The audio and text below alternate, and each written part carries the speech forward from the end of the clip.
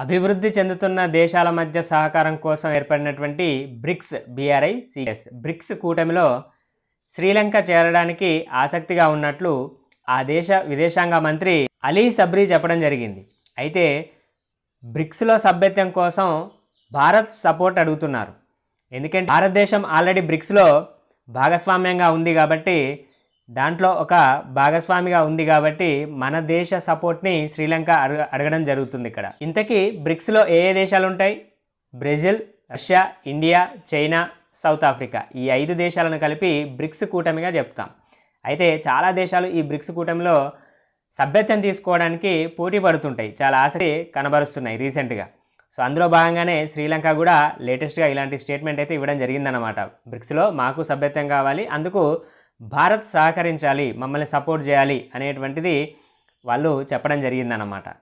అయితే ఈ బ్రిక్స్ ఎలా ఏర్పడిందని చూసినట్లయితే యాక్చువల్లీ ఫస్ట్ బ్రిక్స్ కాదు ఏర్పడింది, BRIC అంటే బ్రెజిల్, రష్యా, చైనా, ఇండియా, ఈ 4 దేశాలు కలిపి 2006లో కూటమిగా బ్రిక్గా ఏర్పడ్డాయన్నమాట.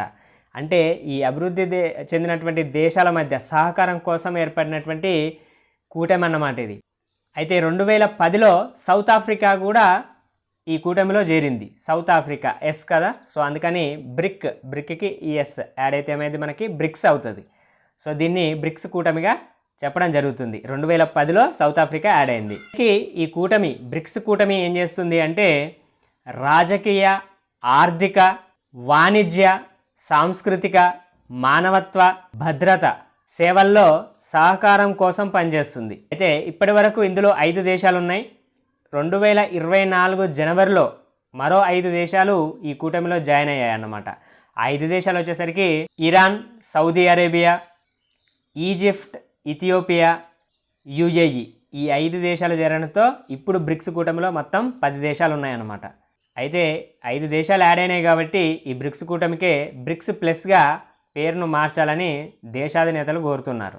ఇంతకీ ఈ బ్రిక్స్కి ప్రాధాన్యత ఎందుకు వచ్చింది అని చూసినట్లయితే 2023 డిసెంబర్ నాటికి బ్రిక్స్లోని 5 దేశాల జనాభా 324 కోట్లు, GDP $26 ట్రిలియన్. సో ఇదన్నమాట ప్రధానమైనటువంటి కారణం. ఎందుకంటే GDP $26 ట్రిలియన్.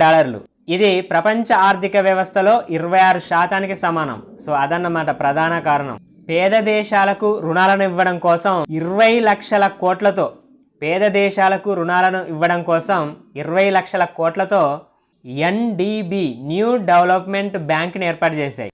ఈ కూటమి బలంగా మారడంతో చాలా దేశాలు బ్రిక్స్లో సభ్యత్వం కోసం ప్రయత్నిస్తున్నాయి, ఆసక్తి చూపిస్తున్నాయి అన్నమాట. సో ఇది ప్రధానమైనటువంటి కారణం. ఈ బ్రిక్స్లో మన భారతదేశం కూడా భాగస్వామ్యమైనందుకు మనం గర్వంగా ఫీల్ అవుదాం.